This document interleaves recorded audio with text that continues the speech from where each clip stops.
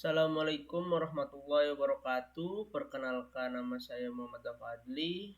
Di sini saya akan menjelaskan mengenai tugas besar 2, Pendidikan Anti Korupsi dan Etik, dengan judul Etika Berorganisasi, dan dosen pengampu Bapak Dr. Andes Sumardi, MPD.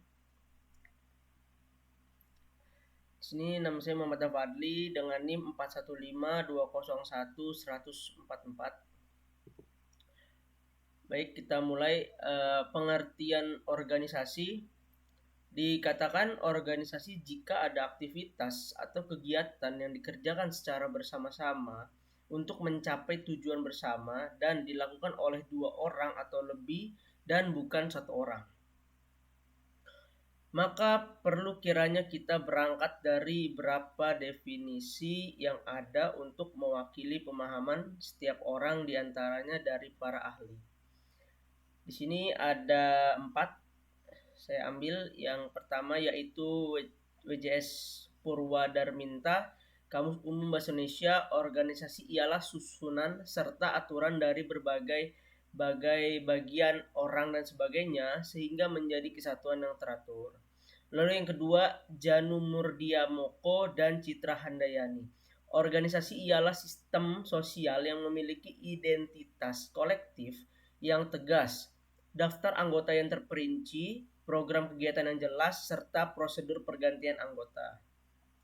Lalu yang ketiga, Stoner. Organisasi ialah suatu pola hubungan-hubungan yang melalui mana orang-orang di bawah pengarah manajer mengejar tujuan bersama. Selanjutnya, James Demany. Organisasi ialah bentuk setiap perserikatan manusia untuk mencapai suatu tujuan bersama.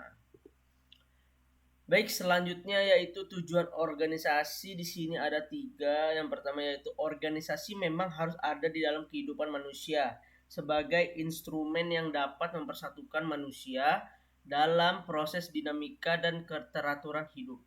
Dengan lahirnya organisasi Budi Utomo di Indonesia mengakibatkan lahirnya organisasi-organisasi yang lain yang tentu memiliki tujuan dan sasaran yang berbeda. Yang kedua, organisasi-organisasi tanpa manajemen akan menjadi kacau dan bahkan mungkin gulung tikar. Hal ini terbukti dengan jelas dalam situasi yang tidak normal, seperti adanya bencana ketika organisasi sedang tidak teratur, maka manajemen sangat dibutuhkan untuk membenahi organisasi agar menjadi lebih baik. Yang ketiga yaitu setiap organisasi memiliki keterbatasan akan sumber daya manusia, uang, dan fisik untuk mencapai tujuan organisasi. Keberhasilan mencapai tujuan sebenarnya tergantung pada tujuan yang akan dicapai dengan cara menggunakan sumber daya untuk mencapai tujuan tersebut. Manajemen menentukan keefektifan dan efisiensi ditekankan pada melakukan pekerjaan yang benar. Lalu di sini ada ciri-ciri organisasi. Ilmu organisasi merupakan ilmu yang penting dimiliki karena dalam kehidupan kita tidak lepas dari organisasi.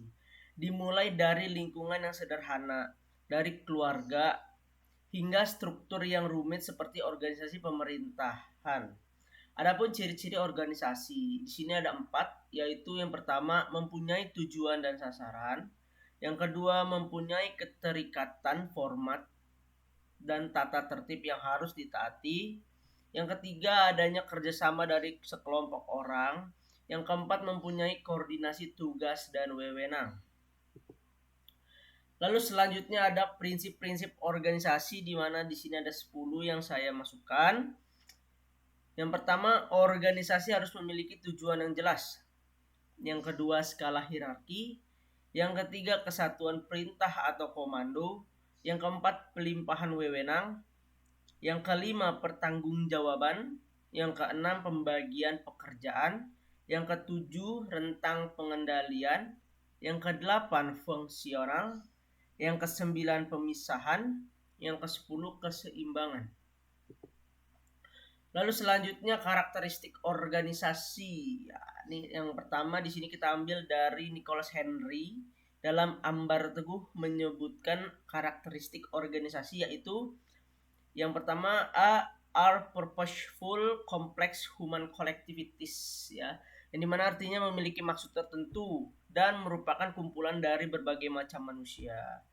Yang kedua B yaitu are characterized by secondary or impersonal relationship, memiliki hubungan sekunder. Yang ketiga C have specialist and limit goal, memiliki tujuan khusus dan terbatas. Yang keempat D are characterized by sustained cooperative activity, memiliki kerjasama pendukung.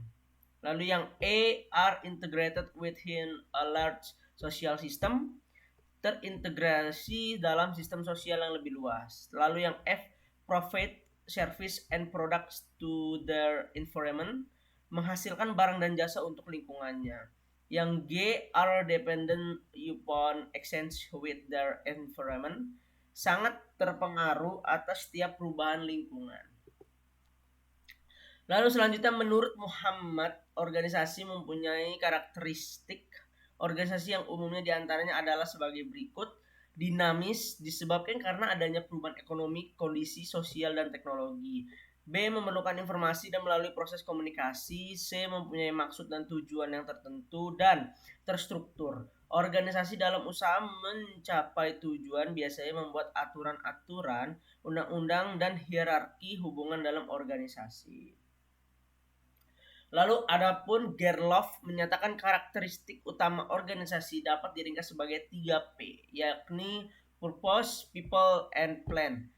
Sesuatu disebut organisasi bila memiliki yang pertama yaitu tujuan atau purpose, yang kedua terdiri beberapa anggota, people, dan yang ketiga rencana atau plan untuk mencapai tujuan. Selanjutnya etika berorganisasi. Etika adalah suatu sikap dan perilaku yang menunjukkan kesediaan dan kesanggupan seseorang secara sadar untuk mentaati ketentuan dan norma kehidupan yang berlaku dalam suatu kelompok, masyarakat, atau satu organisasi. Etika organisasi menekankan perlunya seperangkat nilai yang dilaksanakan setiap orang anggota. Nilai tersebut berkaitan dengan pengaturan bagaimana seharusnya bersikap dan berperilaku dengan baik, seperti sikap hormat, kejujuran, keadilan, dan tanggung jawab. Seperangkat nilai-nilai tersebut biasanya dijadikan sebagai acuan dan dianggap sebagai prinsip-prinsip etis dan moral. Lalu selanjutnya dalam kehidupan organisasi terdapat berbagai permasalahan yang pemecahannya mengandung implikasi moral dan etika. Ada cara pemecahan yang secara moral dan etika diterima, tetapi ada juga yang tidak dapat dipertanggungjawabkan. Cara-cara yang secara moral dan etika dapat diterima merupakan cara yang benar, dan sebaliknya cara-cara yang tidak dapat dipertanggungjawabkan disebut cara-cara yang salah. Dalam praktek kehidupan organisasi, tidak ada tolak ukur yang mutlak tentang yang benar dan yang salah.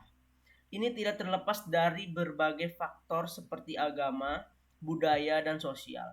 Pemahaman tentang yang benar dan yang salah itulah yang mendasari perlunya etika dalam berorganisasi, yaitu membantu memberikan makna yang tepat tentang kehidupan organisasi.